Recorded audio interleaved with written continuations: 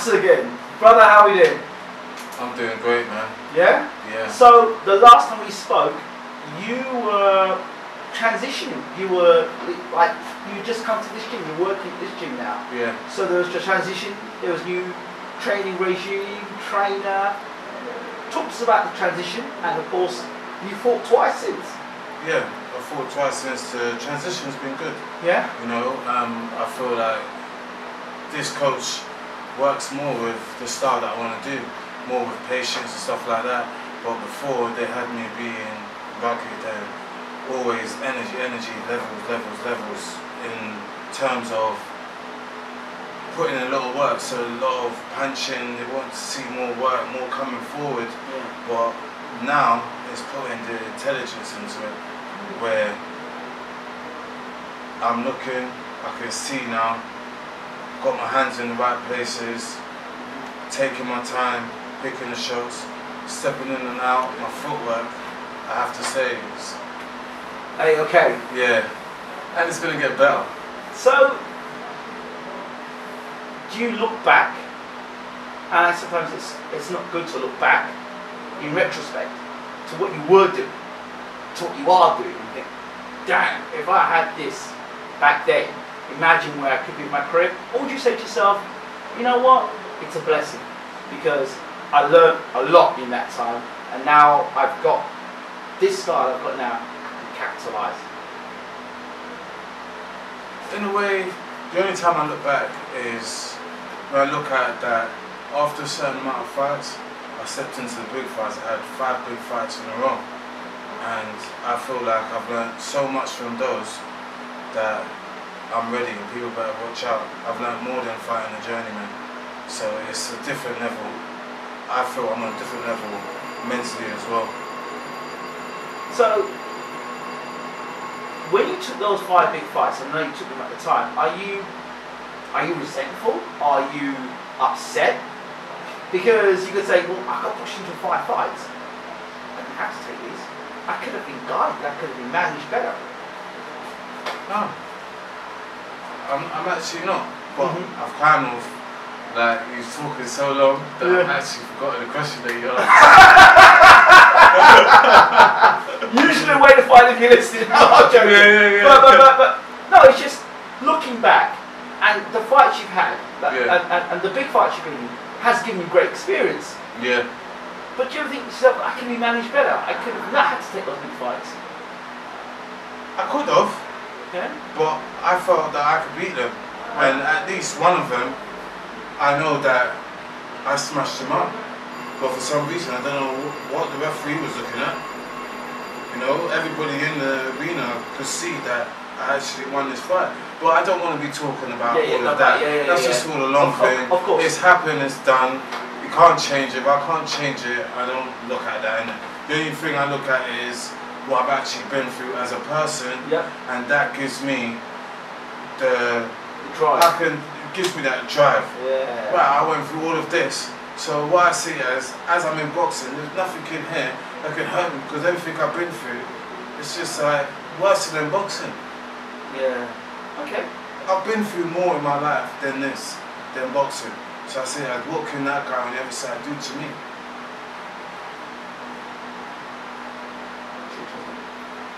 It is interesting. I've seen it as, yeah, I've been through a lot, man. So now, transition, the first fight back. Talk to us about this new Ossie Jervier. I could see everything coming. It was just like, the mind was in perfect shape. I think this guy only caught me 3 times in the whole fight. But the fight wasn't that long. It was like 3 rounds, I think it was. I think I stopped him in the 3rd. And that was it. Every time he tried to hit me, my feet was too quick. Do you remember the guy's name? One of them was Bilic, from Croatia, so I can't remember his name, man. Okay. I remember the big fights I had. I remember their names. Yeah. You know what I'm saying? But when it came to this guy, I didn't remember. It was just me just getting back into it after all the circumstances that was going on in my life, I took a bit of time out. Yeah. I was still training, but I took a bit of time out. I didn't really think about fights and stuff like that because I was going through a little bit at the time. Are you okay now? Yeah, everything's good now. That's what I like to see. The big Everything's good. smile on the face. I love that. Yeah. So, you've come through that. You had your first fight back. You're in the dressing room. You're by yourself. Just won the fight. What's going through Ossie's mind? It was just that fight. So it's got to be the next one. I know some people will be out there, you know, having parties and stuff like that, thinking that they won, but it's just a start.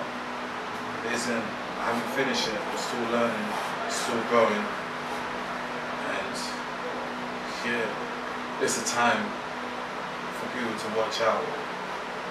Okay, next fight.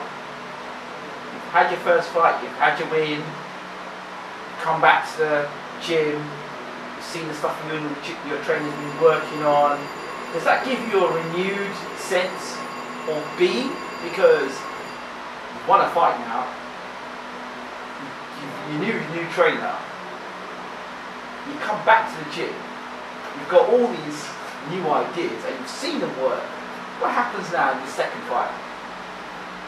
In the second fight, it was more about me. I wanted to know that I could, because I've changed my whole training. I wanted to know that I can go all the way.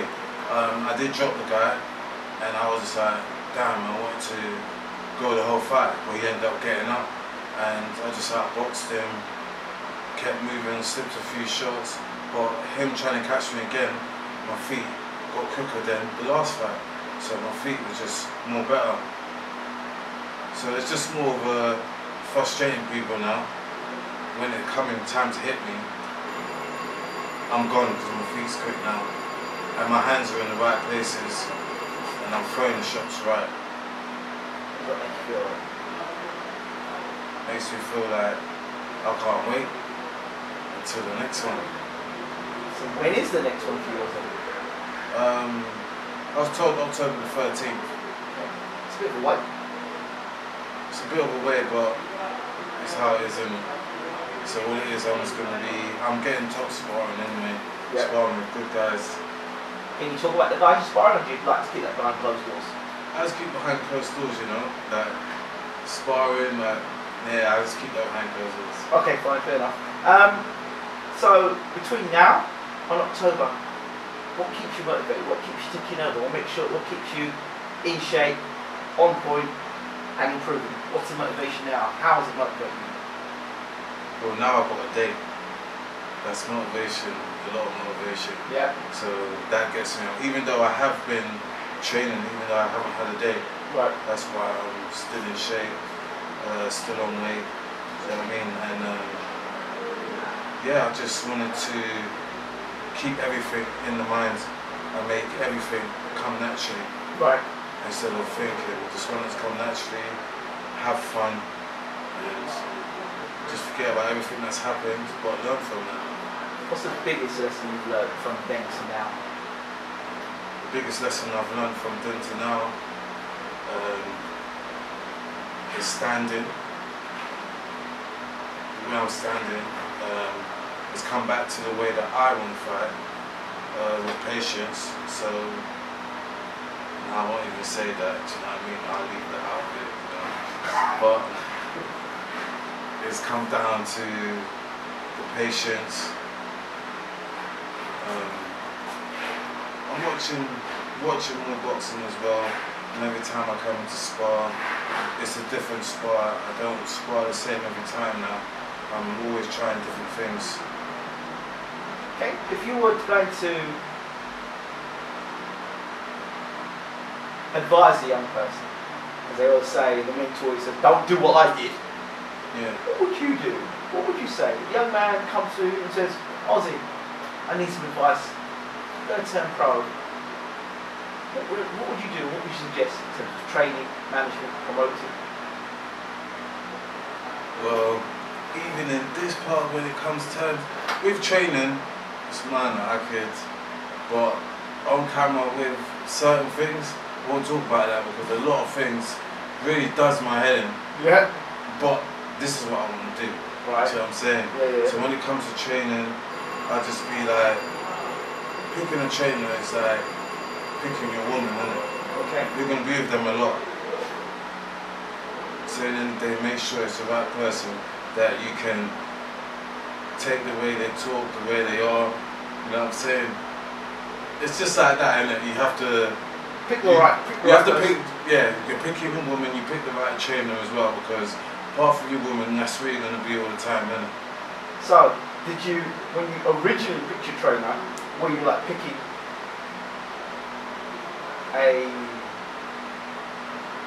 did you have that mindset, or was that something that's come with time? It's something that's come with time, because I don't want to say that either.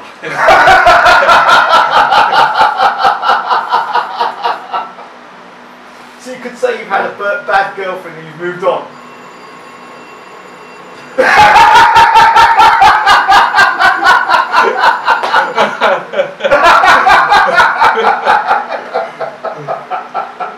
No comment? No comment. So how's the new girlfriend? No comment. Yeah. I'm happy, man. Yeah. She got you happy. She's happy. Yeah. I'm happy. I'm happy right here. Yeah. And the training before, he taught me a lot as well. Yes. And it's given me. It started from my last trainer to moving to now. Yeah. And I left him. There wasn't. The reason was, well, that's just my personal business. He knows why we split ways. Yeah. You know, and yeah, that's going into my private business. Yeah. So me and him, we split ways because of that. So yeah.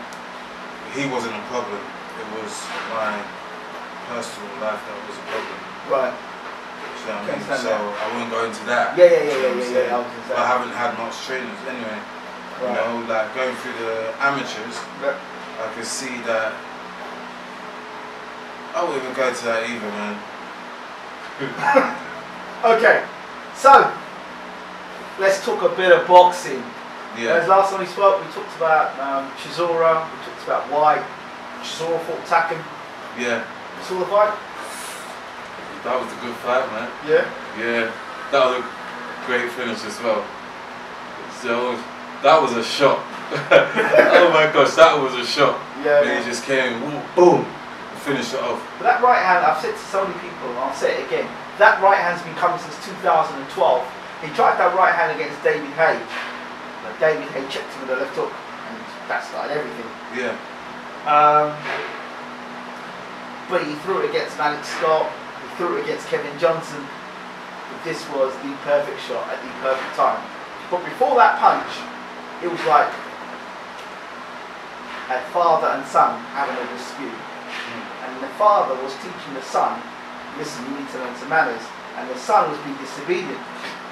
And the father was saying, okay, I land two. The son was going, I'll land two of you. The father was saying, no, I'll show you how to throw four. Boom, boom, boom, boom. And the son would say, okay, I'm going to throw three. Bang, bang, bang. And I'll give you 6. 1, 2, 3, 4, 5, 6. He said, okay, so you think you're strong? I'm strong. I'll push you up against the ropes, I'm going to bully you. And that basically what Tyson was doing to Chisora. Pushing him against the ropes, landing more punches than Chisora, out-hustling him. Yeah. Somehow, some way around there, he came out, boom. Why did that? Why do you think that happened? Chisora's got this heart and he doesn't give up. You have to you need a tranquilizer for him because he won't stop unless you finish him off. And Tyson hadn't finished it. Chisora's always coming forward. This guy, he's got this mindset and this heart that I don't know what happened where he's actually from. You know what I'm saying? But whatever he's been through, he probably put it in all his punches, man. Because he just won't stop coming. And I think that they're both kind of similar fighters. They're both strong, they both come forward, they both want to fight. You know, they box for a bit, but then it's just, I'm losing patience right now. See what I'm saying? Have you had the pleasure of sparring with Derek Chisora? No, I haven't. No. Oh, okay. Dillian White, Joseph Parker. Yeah. What did you think? I thought Dylan White did okay, but for some reason I thought that Joseph Parker he didn't want to move his head. He never moves his head. He kept his hands down and he was getting hit with jabs and nothing. He was doing this thing and he turned his head and get hit with a jab. And it was like every jab was hitting him and I was just like... He's got no defense, he never had defense. I was like, what is this guy's problem? He just kept getting hit with a jab. He never slipped, not one. No. He just kept getting hit with a jab. I was thinking like, does he care anymore? Do you know what I mean? He just kept getting hit with that jab. He was getting airwall punches against Tacken. I said I was doing the live commentary, I said if he does the same stuff he did against Tacken, Dillian White will knock him out. If not knock him out, if that left hook is coming, he's going to drop him. Yeah. We saw it. And he dropped him. But I was watching the fight and I was thinking, leave your damn head, man. It's not like I didn't care who won, I just want to see good boxing. It's just like with anything. The World Cup, football, whatever. I just want to see a good game. These days I'm just like, I just don't care. It's just, I just want to see a good fight, a good game, whatever I'm watching has to be good. And So, the result now, Chisora stopped Tacken. Dillian White dropped Parker. Anthony Joshua couldn't stop or drop either of these guys. Why is that? I think Joshua's probably just trying something new because he boxed more this time when he came out against Tacken. I think with Tacken in his last fight as well. He fought Parker last fight. Yeah, because I think he's probably just working on boxing, not getting involved too much. Because he did look sharper, he looked stronger, he was pumping his jab out, he was using his height. Do you know what I mean? So I just think that he was just doing something different. Because compared to all the other fights, he was out of range most of the time. It was like those last two fights, these people couldn't really hit him. So it's not always about knocking him out, as you see with Mayweather. You know, Pacquiao knocked out Hatton. Mayweather went so long with him, and everybody goes, see, Pacquiao can beat Mayweather. But then Mayweather just schooled him for a whole 12 rounds. With just boxing, the IQ was just so great. So at the end of the day, it doesn't matter. It's not because this boxer knocked out this one did that, this one can beat that one. It doesn't work like that. It doesn't work like that, but you'd be surprised how many commentators will say, he knocked out this person, he knocked out that person, so surely he'll knock out this person. That's just their ignorance. Unfortunately. Let's talk a bit. Joshua fights Povetkin next. Yeah. What sort of threat does Povetkin provide? From watching the other fight that Povetkin had, he boxed at David Price. From that, I just think it's a left hook, and if he does rock Joshua, he will finish him. That's what I've seen. Because Povetkin, I ain't gonna lie, I only saw him box the other day. Never heard of him. But I saw him box the other day, he boxed Price. And he made Price pay when he rocked him. Gave him a left hook, saw he was hurt, and he actually ran. And smacked him with the right hand.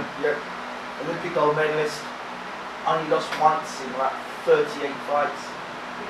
And who was that against? Klitschko, when Klitschko was prime Klitschko. When Klitschko was prime Klitschko, and how was that? Points? Points. Okay.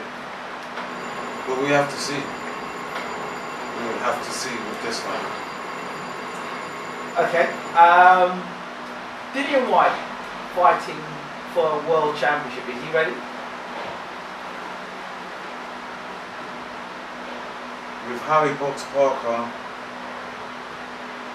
I will tell you the truth, I wouldn't think so, but I don't know who this other guy is he's talking about. It was Manuel Shah. I've never seen this guy. Manuel Shah fought Breedis. He got knocked out by Breedis. He got knocked out by, I think he got knocked out by Povetkin. It was WBC light, WBC, I think WBC silver champion or something like that. But Like he's the man that beat the man. Yeah. So he's considered the man because he beat Klitschko for all the belts, or most of the belts. But I heard that they were in negotiations for Tyson Fury and Deontay Wilder. I hear rumours it might happen in November, December. This year? Okay. What happens? That's up to him. That's up to him. What happens in your opinion? Do you think he's come back too quickly? In terms of fighting? I thought he would have had more fights than that before. I thought that would have come next year. Yeah. So I thought he had at least another 2-3 fights before that. But it's up to him. He knows how he feels and how his mind works.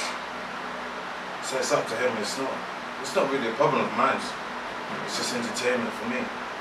But how do you feel he'll do against Deontay Wilder? 2018 version of Tyson Fury. Well, I didn't even see his comeback. Okay. I was busy. It wasn't any interest to me. Right, okay. You know, so I didn't see that, but I assume that they gave him someone that he will be. Somebody 5'11", I think he's 5'9" or 5'11". And he was a cruiserweight? Yeah. Okay. And he's 40 years old. And he went about 5 rounds, and then I thought 4 or 5 rounds of Fury, and then he quit in his school. So you tell me, how was the fight? It was much of a non-event, really. So do you actually think that Tyson Fury is ready to box Deontay Wilder this year? I would like to see him fight next year. I would like to see him get 4 or 5 fights, you know, against guys taller, but this guy's 5'11". I mean, you know, he's going to fight Pianetta next. Okay. Pianetta, former European, 2-time European champion. I think he went. I think either Klitschko stopped 2 points for Klitschko. His last fight, or fight before he got knocked out by Kevin Johnson, and that was after Anthony Joshua beaten him. So I believe so. Got knocked out by Kevin Johnson. So I don't know how that prepares you to fight pound for pound the biggest puncher in world boxing. I mean, Fury's got the skill set, but Deontay Wilder's got that one right hand, and I think Deontay Wilder's got some skills because he went and knocked out Luis Ortiz, who's a very skilled Cuban and can punch. So I don't know.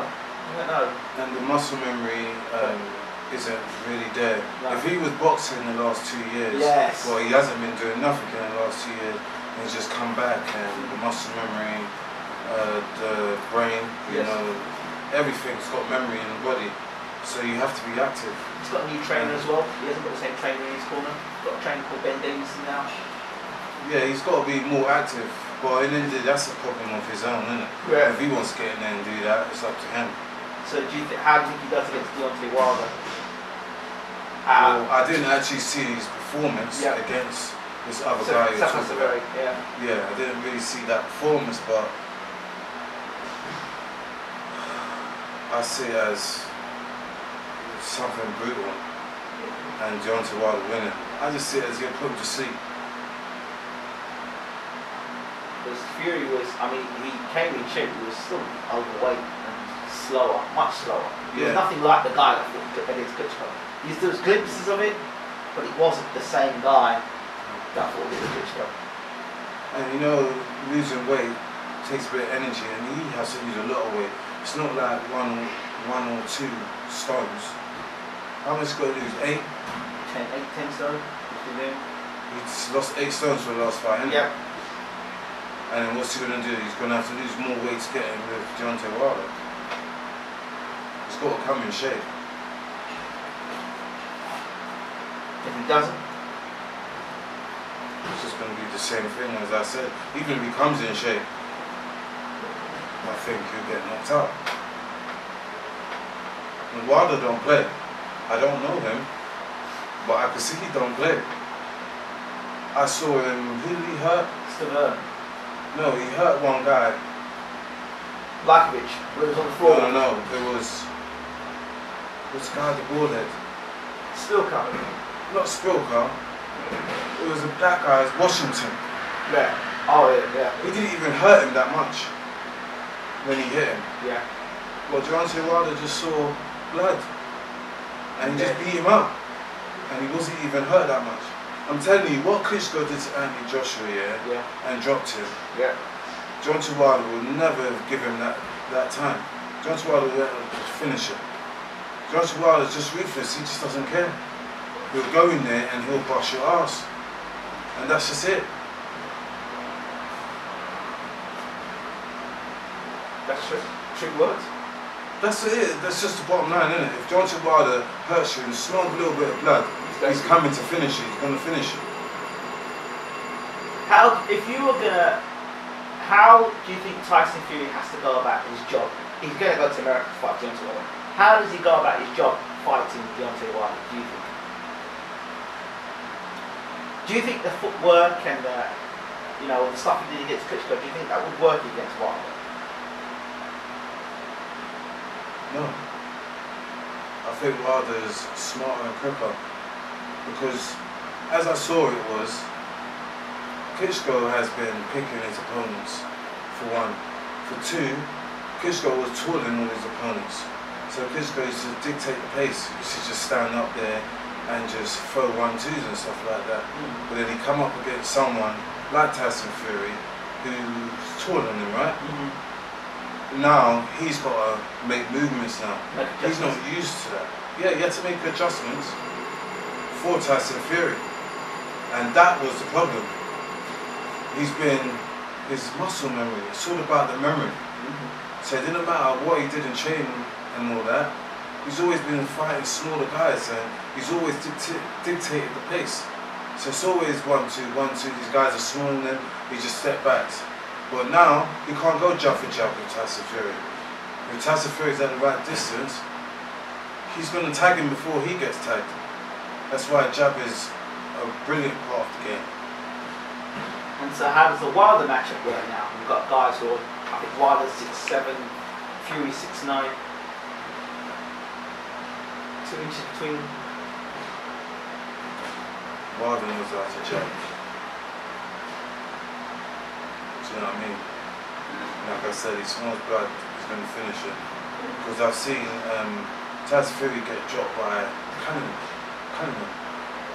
That's a former cruiserweight.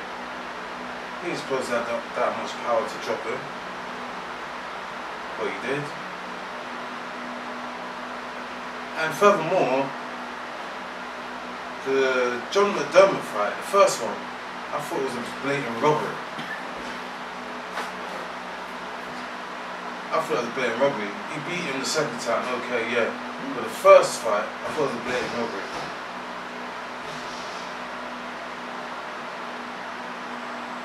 Interesting.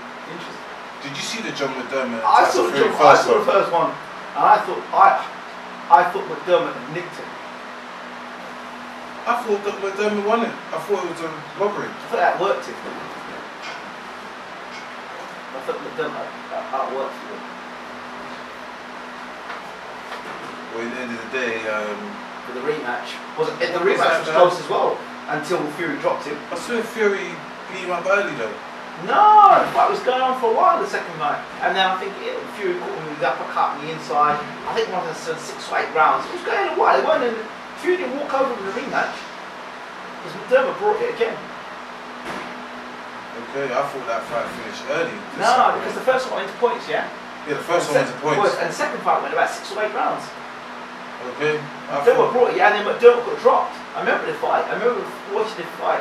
And I remember McDermott bringing it on Fury, bring it to Fury again. I remember Fury dropping him in that 7th and the 8th round. I think Fury at that time was wearing yellow trunks, if I remember. Yellow. Are you sure about that, yeah? Yeah! I swear down, John McDermott got stopped early. No! He didn't stop. No, I don't think so. No, he didn't. He got stopped early by Matt Skelton or somebody else. He didn't get stopped early by Fury. He went 6 or 8 rounds. I remember the rematch because Fury came in much lighter. Lost a lot of weight for the rematch. Okay. He didn't come stupid the next time. Yeah, he came correct the second time. Yeah. That was a tough fight. It was a tough fight for him until he dropped it. Yeah. Okay. I'll box hook it afterwards and I'll show you. Yeah. We have to look at that because I swear down it was like no more than 4 rounds. I remember. I was like, I swear down it was no more than 4 rounds. No, it went longer, about 6 or 8 rounds. I remember it well. Okay, because I remember the first one, I was actually there. Yeah. And who was his promoter at the time? Mick Henderson. Yeah, I heard him. He got into the ring. Yeah. And I heard him from where I was sitting. And he got in the ring and he was like, what the fuck? Like, what just happened here? How did Tyson Fury win this? Like, you know what I'm saying? Wow. I heard it from where I was. He's swearing up the place. Wow. Wow. Okay, let's talk about America. Errol Spence, Keith Thurman, Terence Crawford. Mikey Garcia saying he wants to move up to welterweight and fight Errol the Truth Spence. What do you think? That'll be tough, that Garcia guy. He's good. He's unbeaten as well. Yeah. He's a good fighter, man. And Errol Spence, I saw a little bit of faults in when he boxed Brook. Yes. Because I thought Brook had the early rounds. Yeah. Until later on he did come back into it, you know, so I couldn't call that. Yeah. I couldn't call that, but I know Garcia will bring it. Yeah. Because he would walk through, he would try to walk through a lot of his shots anyway. Yeah. And he'll put a lot of pressure on his face. So that'd be a good fight. That'll be a good fight, yes. Porter Garcia. Yes. They're gonna clash. Their styles are gonna clash. Yeah. Because they're both just gonna come. Yep. Because Porter, he don't take a step backwards. he doesn't take a step back. Right. It's just like he puts a lot of work in on his fitness because he knows what kind of fight he wants to fight. Yeah. So when he's sparring, he must be sparring like that, doing pads like that, doing his running like that, doing everything to have that fast pace and do it for a whole 12 rounds. Yeah. Because he really does come and he brings it. Yeah. So, who else is going to fight soon? Golovkin, Canelo 2. Golovkin, Canelo 2.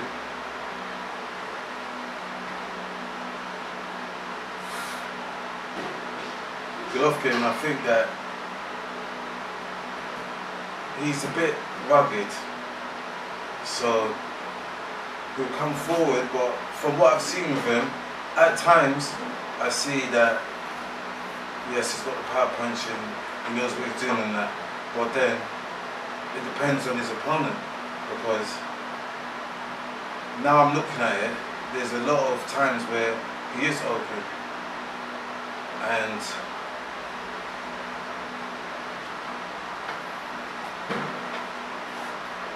Canelo, he learned a lot from that Mayweather fight. I'm telling you, he learned so much from that Mayweather fight when he's got slick movement now.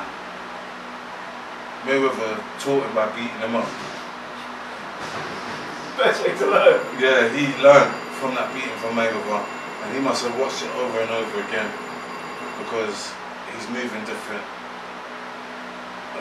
His head movement, everything. A lot of these things didn't happen before because I've seen a lot of people, they just come to the centre and think that it's about tit for tat. Just like I said, Parker just kept eating jabs, but wasn't doing anything for him by eating them because White was enjoying just jabbing. He just jabbed all day and beat him. I just didn't know what was going on. With Parker, I'm thinking, you must have got paid good against Anthony's restaurant. A lot of people feel that way. You know, because he's going back to New Zealand now, he's just going to just chill out on the beach. Well, he said he's set for life. When he took Dillian White, he said, I'm set for life. When a man tells a man that he's set for life, that's the beginning of the end, really. And he's a boxer. And he's set for life. He ain't thinking about boxing no more then, man. He ain't thinking about boxing no more. How old is he? 26 as well? Yeah. 26 and set for life. Yeah. He's not thinking about boxing no more then. That's probably what happened in the White fight. It's probably like every time he eating a jab, I'm set for life. I'm set for life. Ossie, thank you so much. How do people reach out to you, brother? Reach out to me. I'm on Facebook as Ossie Jervier, Instagram Ossie Jervier. You can catch me www.aussiedemore.com. That's my website. And I'll be boxing on October the 13th at York Hall. Rematch with Danny Cousins. How do you think that's going to go? It's only going to go one way, man.